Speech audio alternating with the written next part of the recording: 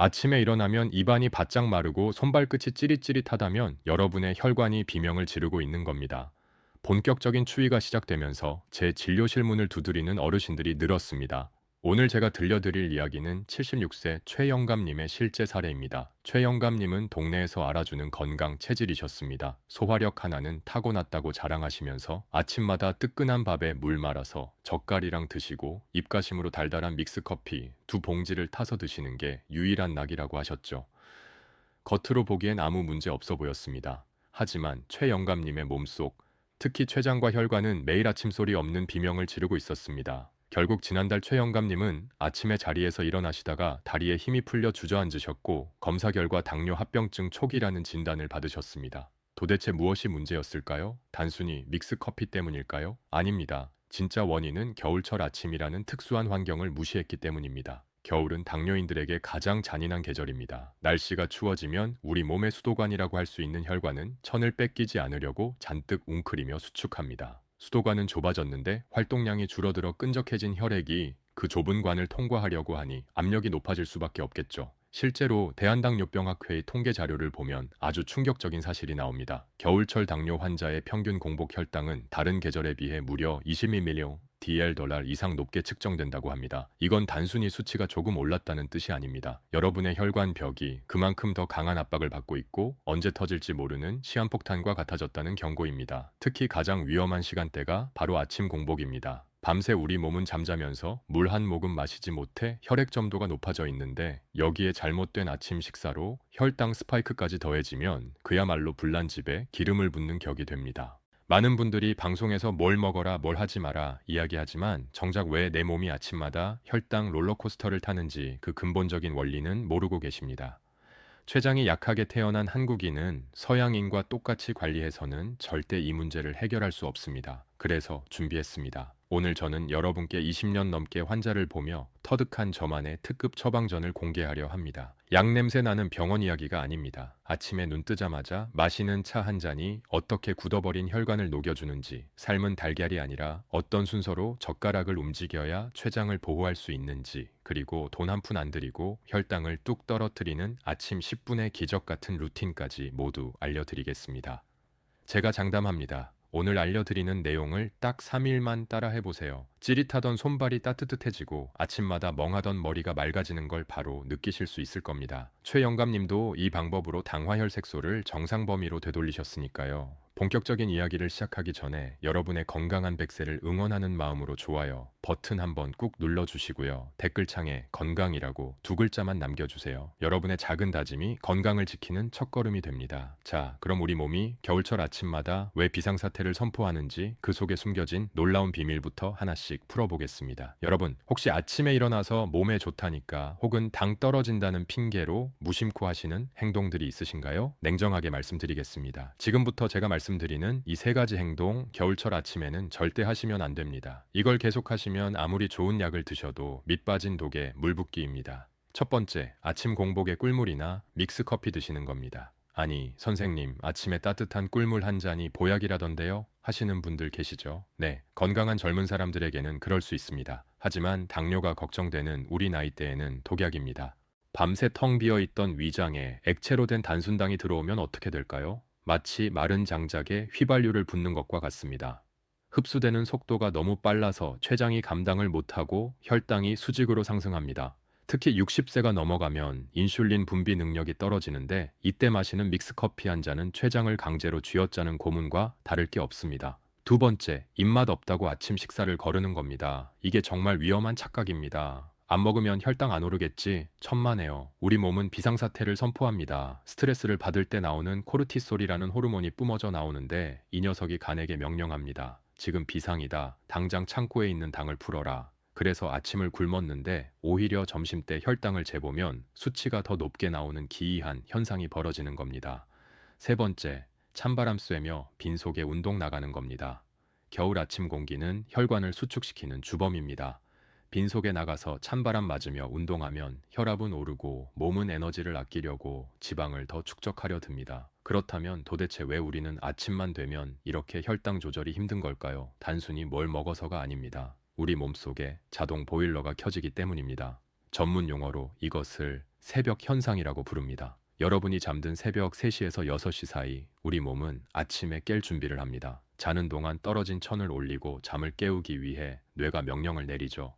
자, 이제 보일러 틀어라. 이때 아드레날린, 성장 호르몬 같은 각성 호르몬들이 쏟아져 나오면서 간에 저장된 포도당을 혈액으로 방출합니다. 문제는 여기서 발생합니다. 건강한 사람은 인슐린이라는 온도 조절기가 잘 작동해서 보일러가 너무 뜨거워지지 않게 조절해 줍니다. 그런데 당뇨가 있거나 전 단계인 분들은 이 조절기가 고장난 상태입니다. 보일러는 계속 돌아가서 방이 절절 끓는데 불을 줄여줄 사람이 없는 거죠. 그래서 밤새 아무것도 안 먹었는데도 아침 공복 혈당이 쑥 올라가 있는 겁니다.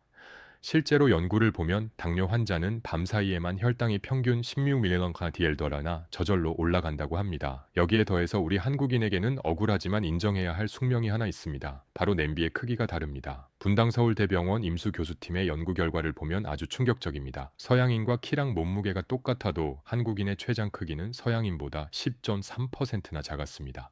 더 심각한 건 인슐린을 분비하는 능력은 무려 36.5%나 떨어졌다는 겁니다. 쉽게 비유해 드리겠습니다. 서양인의 췌장이 곰국을 끓이는 커다란 가마솥이라면 우리 한국인의 췌장은 찌개를 끓이는 작은 뚝배기 냄비입니다. 가마솥에는 장작을 많이 넣고 부를 때도 웬만해서는 넘치지 않습니다. 하지만 작은 뚝배기에 가마솥과 똑같은 양의 밥과 설탕을 쏟아붓는다면 어떻게 될까요? 금방 부글부글 끓어오르고 다 넘쳐 흐르겠죠. 이게 바로 한국인이 뚱뚱하지 않아도 당뇨에 잘 걸리고 아침에 조금만 방심해도 혈당이 튀는 이유입니다.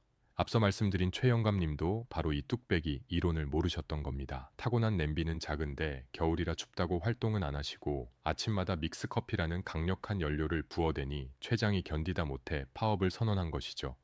게다가 겨울에는 추위를 이기려고 교감신경이 흥분해서 혈당을 올리는 호르몬이 더 많이 나옵니다. 이중, 삼중고를 겪고 있는 셈입니다. 자, 이제 원인을 아셨죠? 내 췌장은 작고 소중한 뚝배기입니다. 그리고 아침마다 내 몸은 보일러를 세게 틀고 있습니다. 그렇다면 이 뜨거운 뚝배기를 식혀주고 넘치지 않게 관리하려면 어떻게 해야 할까요? 당뇨약 없이도 돈 한 푼 안 들이고 아침 식탁의 순서만 바꿔서 이 문제를 해결하는 기막힌 방법이 있습니다. 혹시 지금 찔리는 분들이 계신다면 걱정하지 마시고 이 영상을 주변 친구분들께 공유해 주세요. 야, 우리 췌장이 뚝배기라서 그렇다더라 하고 말이죠. 함께 알면 건강을 지키기가 훨씬 쉬워집니다. 자, 여러분 오래 기다리셨습니다. 이제부터 우리 작고 소중한 뚝배기 췌장을 지키면서 아침 공복 혈당을 꽉 잡는 구체적인 해결책 3가지를 알려드리겠습니다. 이 방법은 제가 진료실에서 환자분들께 숙제로 내드리는 내용과 똑같습니다. 돈 드는 거 아니고 약 더 먹는 거 아닙니다. 딱 순서만 바꾸시면 됩니다. 첫 번째, 아침에 눈 뜨자마자 이 물 드십시오. 바로 미지근한 환기차 또는 바나바이피차입니다. 아침에 일어나시면 양치부터 개운하게 하시고 물을 끓여서 찬물과 섞어 미지근하게 만든 다음 200ml 한 잔을 천천히 마시는 겁니다. 왜 하필 이 2가지일까요? 먼저 환기차입니다. 환기는 한방에서 기운을 보충하는 대표적인 약재죠. 그런데 이게 당뇨인들에게는 콩팥 지킴이입니다. 혈당이 높으면 피가 끈적해져서 콩팥의 미세 혈관이 망가지기 쉬운데 환기가 소변 배출을 돕고 단백뇨를 줄여주는 역할을 합니다. 하지만 혈당 잡는 진짜 선수, 즉 에이스는 따로 있습니다. 바로 바나바이 피차입니다. 이름이 좀 생소하시죠? 열대 지방에서 자라는 식물인데 이 잎사귀 안에 코로솔산이라는 성분이 들어 있습니다. 저는 이 성분을 혈관 속 교통경찰이라고 부릅니다. 혈액이라는 도로 위에 포도당이라는 자동차가 꽉 막혀서 꼼짝 못하고 있을 때 이 교통경찰이 호루라기를 불며 정리해 주는 겁니다. 자, 여기서 이러지 말고 저기 세포 속 주차장으로 들어가세요 하고 교통정리를 해주는 거죠. 실제로 코로솔산은 포도당을 세포 안으로 밀어넣는 수송체를 활성화시켜서 식후 혈당을 최대 30%까지 낮춘다는 연구 결과가 있습니다. 그래서 별명이 식물성 인슐린입니다. 단 여기서 주의하실 점이 딱 하나 있습니다. 바나바이피차는 효과가 워낙 좋아서 이미 병원 당뇨약을 드시는 분이 너무 많이 드시면 저혈당이 올 수도 있습니다. 그러니 처음에는 연하게 우려서 하루 한 잔만 드셔보시고 몸이 적응하면 조금씩 늘리시는 게 좋습니다.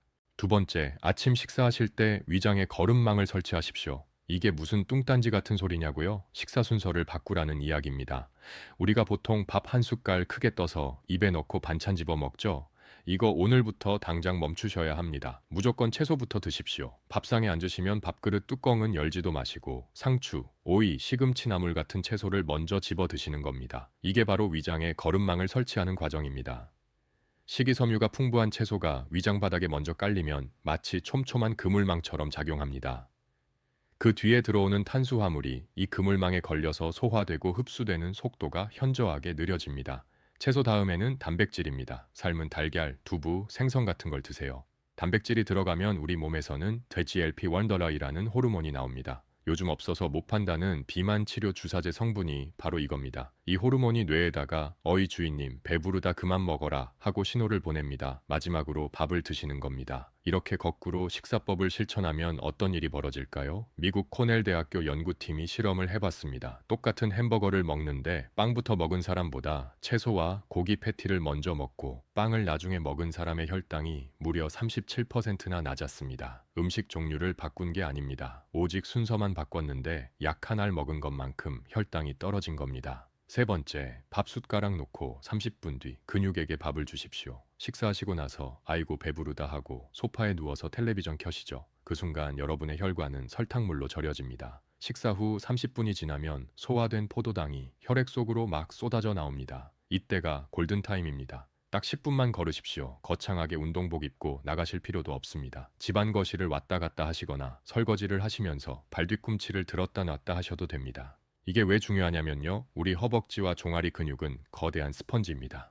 우리가 움직이면 근육이 수축과 이완을 반복하면서 혈액 속에 떠다니는 포도당을 스펀지처럼 쫙 빨아들입니다. 더 놀라운 건 이때는 인슐린의 도움도 필요 없습니다. 근육이 알아서 내 밥 내놔라 하고 당분을 훔쳐가기 때문에 췌장이 쉴 수 있게 해줍니다. 초의 영감님도 처음에는 반신반의하셨습니다. 아니 교수님, 밥부터 먹으나 반찬부터 먹으나 뱃속에 들어가면 다 섞이는데 그게 무슨 소용이요? 하셨죠. 하지만 딱 일주일만 속는 셈치고 해보시라고 했습니다. 아침에 일어나서 미지근한 차 한 잔, 밥 먹을 땐 나물부터 우적우적 씹어 드시고 뉴스 보면서 거실을 뱅글뱅글 도셨대요. 일주일 뒤에 오셔서 뭐라고 하셨을까요? 선생님, 아침 먹고 나면 항상 졸음이 쏟아져서 낮잠을 자야 했는데 이제는 정신이 말똥말똥합니다. 식곤증이 사라졌다는 건 혈당 스파이크가 잡혔다는 가장 확실한 증거입니다. 어떻습니까, 여러분? 돈 드는 거 하나도 없죠? 비싼 영양제 사 먹을 돈으로 시장 가서 싱싱한 채소 사시고 바나바이 피차 티백 하나 준비하시면 됩니다. 오늘 알려드린 이 세 가지 내일 아침부터가 아니라 오늘 저녁부터 당장 시작해보세요. 이 영상이 도움이 되셨다면 소중한 가족분들에게 공유하기 버튼을 눌러주세요. 특히 나는 밥심으로 산다면서 밥부터 드시는 고집 센 남편분, 아내분에게 이 영상을 꼭 보여주시길 바랍니다. 자, 이제 방법은 다 아셨죠? 마시는 차, 먹는 순서, 걷기. 그런데 막상 내일 아침이 되면 어라, 물을 먼저 마시랬나, 밥을 먼저 먹으랬나 하고 헷갈리실 겁니다. 그래서 제가 여러분 머릿속에 쏙 박히도록 딱 하나의 공식으로 정리해 드리겠습니다. 이름하여 30-30봄 법칙입니다. 이것만 외우시면 됩니다. 복잡한 계산 필요 없습니다. 최영감님도 냉장고 문에 이 숫자를 크게 써 붙여놓고 실천하셨습니다. 자, 시계를 한번 보세요. 아침 6시 반에 일어나셨다고 칩시다. 일어나자마자 화장실 다녀오시고 바로 30분 동안은 차 마시는 시간대입니다. 준비해둔 환기차나 바나바이 피차를 미지근하게 한 잔 드세요. 그리고 바로 밥 드시지 마세요. 차 성분이 우리 몸에 퍼져서 자 이제 혈당 들어온다 준비해라 하고 췌장을 깨울 시간을 줘야 합니다. 그 30분 동안 이불 개고 환기 좀 시키고 옷 갈아입으시면 딱 맞습니다. 그 다음 7시에 아침 식사를 하십니다. 이때 중요한 건 뭐였죠? 그렇죠. 채소 단백질 밥 순서입니다. 식사가 끝나면 7시 반쯤 되겠죠? 여기서 두 번째 30분이 나옵니다. 밥 숟가락 놓고 바로 눕거나 주무시면 절대 안 됩니다. 위장이 일할 시간을 줘야 합니다. 30분 동안은 설거지도 하시고 뉴스도 보시고 식탁 정리도 하세요. 그리고 8시가 되면 마지막 10분입니다. 이때가 혈당이 막 치솟으려고 시동을 거는 타이밍입니다. 이때 딱 10분만 투자해서 집안을 걸으시거나 가벼운 스쿼트를 하시면 올라가려던 혈당이 어이구 근육 형님이 다 가져가네 하고 꼬리를 내립니다. 어떻습니까? 기상 후 30분 대기, 식후 30분 대기, 그리고 10분 걷기 이 리듬만 타시면 됩니다. 자, 그런데 진료를 보다 보면 어르신들께서 꼭 물어보시는 질문들이 있습니다. 그 중에서 겨울철에 정말 위험하거나 혹은 잘못 알고 계신 것 3가지만 뽑아서 속 시원하게 답해드리겠습니다. 첫 번째 질문입니다. 교수님, 저는 부지런해서 새벽 5시에 뒷산 약수터 다녀오는데 이건 운동 안 됩니까? 어르신 제발 부탁드립니다. 겨울철 새벽 등산 지금 당장 그만두셔야 합니다. 이건 운동이 아니라 목숨 건 도박입니다. 새벽 4시, 5시가 하루 중 기온이 가장 낮습니다. 따뜻한 이불 속에 있다가 갑자기 찬바람을 맞으면 우리 혈관이 아 차가워 하면서 순식간에 쪼그라듭니다. 그러면 혈압이 급상승하게 되는데 이때 약해져 있던 뇌혈관이나 심장혈관이 터지거나 막힐 수 있습니다. 실제로 뇌졸중이나 심근경색 환자가 가장 많이 응급실에 실려 오는 시간대가 바로 겨울철 새벽입니다. 운동은 해가 중천에 떠서 날이 풀린 낮 시간대에 하시거나 차라리 집안에서 안전하게 하시는 게 100번 낫습니다. 두 번째 질문입니다. 과일은 몸에 좋으니까 식후에 배불리 먹어도 되죠? 안 됩니다. 식사하시고 입가심으로 과일 드시는 건 최악의 습관입니다. 밥 먹어서 이미 혈당이 꽉 차 있는데 거기에 과일에 당분까지 들어가면 혈당이 넘치다 못해 끈적끈적한 꿀처럼 변합니다. 게다가 밥이랑 과일이 뱃속에서 섞이면 발효가 되면서 가스가 차고 소화도 안 됩니다. 과일이 너무 드시고 싶으시면 식사하기 30분 전에 드시거나 식사와 식사 사이 간식으로 드세요. 그리고 갈아서 주스로 드시지 마시고 껍질째 꼭꼭 씹어 드셔야 식이섬유 덕분에 혈당이 천천히 오릅니다. 귤은 하루 2개, 사과는 반쪽 정도가 딱 적당합니다.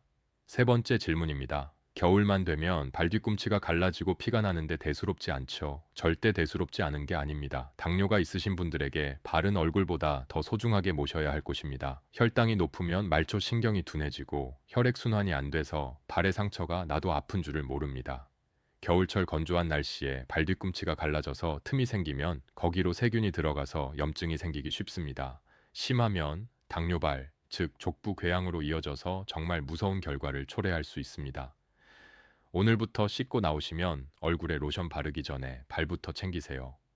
보습 크림 듬뿍 바르시고 수면 양말 신어서 발을 항상 촉촉하고 따뜻하게 유지해 주셔야 합니다.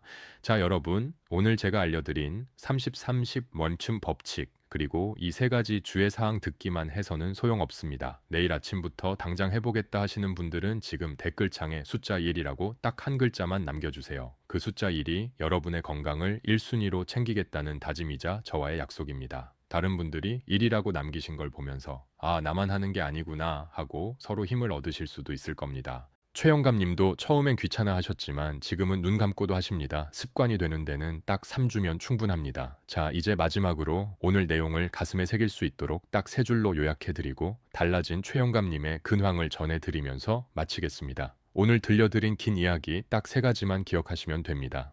첫째, 아침에 눈 뜨면 바로 밥상으로 가지 마시고 환기차나 바나바이 피차 한 잔으로 뚝배기 냄비 같은 우리 췌장을 먼저 깨워주십시오. 둘째, 밥 먹을 땐 무조건 채소부터 씹어 드시고 그 다음 단백질, 맨 마지막에 밥을 드셔서 위장에 거름망을 치셔야 합니다. 셋째, 숟가락 놓고 30분 뒤에는 딱 10분만 걸어서 허벅지 근육이 혈당을 빨아먹게 만드십시오. 이 3가지 정말 별거 아닌 것 같죠? 하지만 그 결과는 기적과도 같습니다. 당뇨는 약만 먹는다고 낫는 병이 아닙니다. 내 생활을 조금만 바꾸면 내 몸은 반드시 보답합니다. 최영감님은 올해 76이십니다. 76살 어르신도 해내셨는데 여러분이라고 못하실 이유가 전혀 없습니다. 나이가 많다고 이미 늦었다고 포기하지 마십시오. 바로 내일 아침이 여러분의 혈관을 되살릴 수 있는 기회입니다. 내일 아침 눈을 떴을 때 믹스 커피를 찾으실 건가요? 아니면 내 몸을 살리는 차 한 잔을 드실 건가요? 선택은 여러분의 몫입니다. 하지만 꼭 기억해 주세요. 오늘 여러분이 실천하는 그 작은 습관 하나가 10년 뒤에도 두 발로 꼿꼿하게 걸어 다닐 수 있는 힘이 됩니다. 건강은 자식들에게 줄 수 있는 최고의 선물입니다. 오늘 영상이 여러분의 활기찬 아침을 여는 데 도움이 되셨다면 구독 버튼 한번 꾹 눌러주시고 알림 설정까지 부탁드립니다. 저는 다음 시간에도 여러분의 건강을 지키는 알짜배기 정보로 다시 찾아오겠습니다. 오늘도 건강하고 행복한 하루 보내십시오. 감사합니다.